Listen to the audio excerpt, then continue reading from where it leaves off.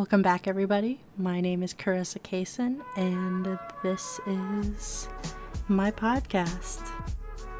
So now that we've got the pilot out of the way, we can talk about the grit in anime. When we talk about anime, we can begin with anime studios and the creation team, what makes the pictures move, essentially. But for this episode, for the month of February, we're going to focus on the voices behind the characters.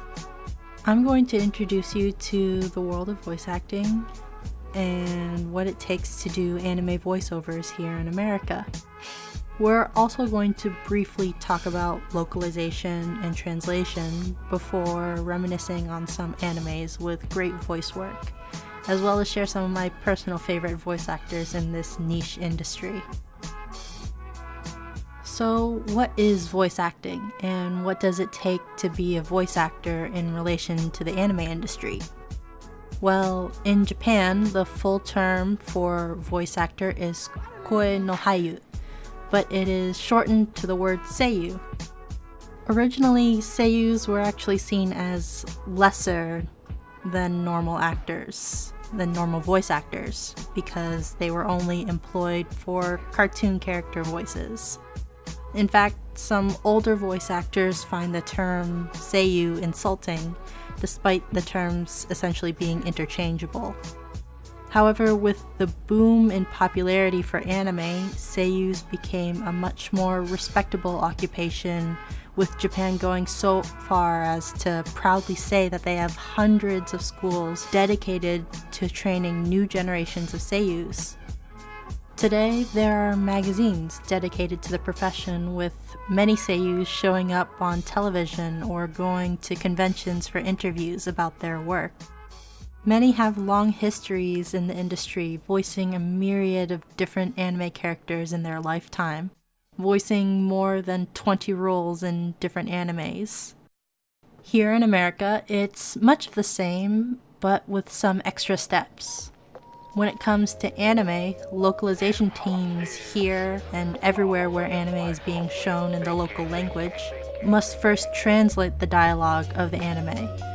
This typically requires a team of people who know Japanese intimately enough to formulate a script where the English translation is close to the original meaning in Japanese, on top of coming up with an accurate translation for the dialogue. Since an anime has already been made in another country and animated in another country, the translators need to make sure the rhythm of the dialogue matches the lip flaps of the animated character. When dubbing for an anime character, both the translators and voice actors need to sync their voiceovers to when the anime character opens and closes their mouths. Usually, the voice actors are viewing the character they're voice acting on a monitor in their recording booth, and repeat these lines again and again so that they get the right feel and rhythm of their segment. This, on top of showing off their acting chops, are essential to becoming a successful anime voice actor. It also really helps if you view anime normally or are familiar with the medium. The goal for a voice actor isn't to match your voice to the original seiyu, but to create a believable voice for the character that you believe the director would enjoy. Currently, the biggest official distributors of anime here in the West are Funimation and Crunchyroll, with Netflix and Amazon building their own libraries of exclusive anime licenses. While gathering my thoughts for this episode, I'll have to address which side of the fence I'm on. Do I enjoy English dubbed works or English subtitled works? The never-ending dubs versus subs debate.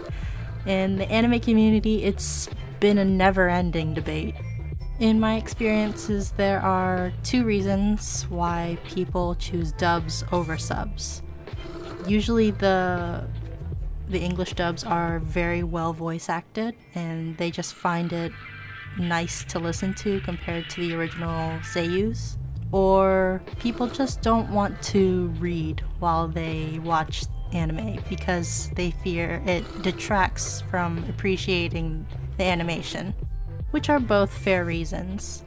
I personally enjoy subs over dubs because I enjoy learning about different languages, and Japanese just seems to sound really nice to me. And the exposure has allowed me to learn a few words and colloquialisms that I otherwise would have never been exposed to. While I do prefer subs over dubs, there are cases where the dubs are better than the original. Say an anime takes place in a region outside of Japan, or has characters that aren't Japanese. One anime that always comes to mind where I prefer English dubs over subs is Dragon Ball. In the original Japanese dub, Goku, this muscle-bound, powerful main protagonist of the show, is played by Masako Nozawa, an 82-year-old woman who's voiced Goku since the show began in the 1980s until today. While her vocal range is wide and she's a venerable seiyuu in the anime community, her voice for Goku is high-pitched and kinda scratchy, whereas Sean Schemmel, the English voice actor for Goku, has a masculine, very tough-sounding voice to match the character. I urge you to look up their voices on YouTube and see for yourself. It's arguably a lot better for an English speaker like me to go with Sean Schemmel's Goku. It's the one I grew up with in childhood, after all. Dragon Ball has always had talented voice actors for its show, and it's been consistent for the past few decades. I'll go more into my favorite anime with great voice work in my monthly anime recommendations. So until then, you'll just have to wait. So when preparing for this episode, I was reminiscing with a few friends of mine, and we talked about our favorite anime dubs. We also talked about where we watched anime as a kid. For me, it was just a bunch of VHS tapes or Cartoon Network, which held Pokemon on Sundays. And a fun fact, Veronica Taylor has been playing Ash Ketchum ever since Pokemon came out here in the West. Really, when talking about localization, we talk about the old stations. So 4Kids, Jetix, Toonami when it was still on regular Cartoon Network, and then Adult Swim had a lot of very popular anime that was for the adult crowd, essentially, because you couldn't show that on kids' television. The 90s were really lax when it came to stuff like that, and that brought up a lot of memories of when voice actors didn't really, they just didn't really seem to capture the feeling or the gravity of the situation in context with the anime scene. Sometimes a voice actor's performance when it came to a dub seemed hollow or too cheesy for the scene that was being portrayed on screen. Oh gosh. And then there are cases where sometimes when Japan licenses an anime to a studio here in the West, there are times where, in the earlier days of anime, the actors and the director just didn't really care, so they just voiced whatever without any adherence to a script or to a storyline. I'd love to talk about ghost stories, which I will feature in another article about laughably terrible anime dubs in history. That will be on a blog post later on. When thinking about anime and how these actors bring to life these characters for the local audience here, you just gotta appreciate the effort and the artistry and feeling they put into their characters. Because a lot of the times, they just don't really get enough credit for what they do, for bringing these characters to life. And they love these characters, essentially.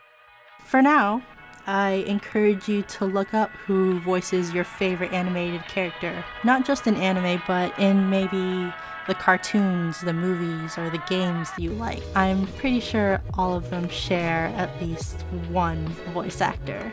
As for my own favorite voice actors and seiyus, I'm just going to share 4. 2 popular English voice actors and 2 popular seiyus. The first is Laura Bailey. She voices Lust from Full Metal Alchemist and Full Metal Alchemist Brotherhood. She also voices Maka Albarn from Soul Eater and Toru Honda from Fruits Basket. She's also a very popular video game voice actor. The same with our next one, Matthew Mercer, who voices Jotaro Kujo from JoJo's Bizarre Adventure Stardust Crusaders, and Levi Ackerman from Attack on Titan, as well as Kiritsugu Emiya from Fate Zero. You might also recognize Matthew Mercer as McCree from Overwatch. Now onto the seiyus. There are so many that I love and enjoy, but I think Mamoru Miyano is my favorite male seiyu. He voices Yagami Light from Death Note, Tamaki Suo from Oran High School Host Club, and Masao Mikita from Durara.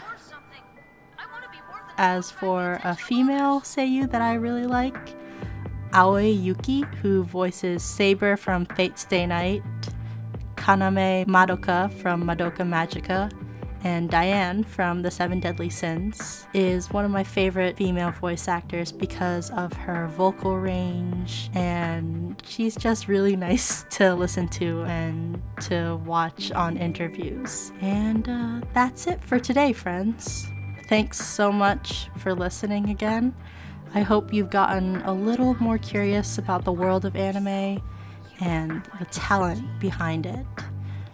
Next month is March, so it's a double feature for me. I get to talk to my friend about music and philosophy in anime, so that's going to be a fun one for sure. Well, everyone, until next time, to be continued, and see you, Space Cowboy. Peace.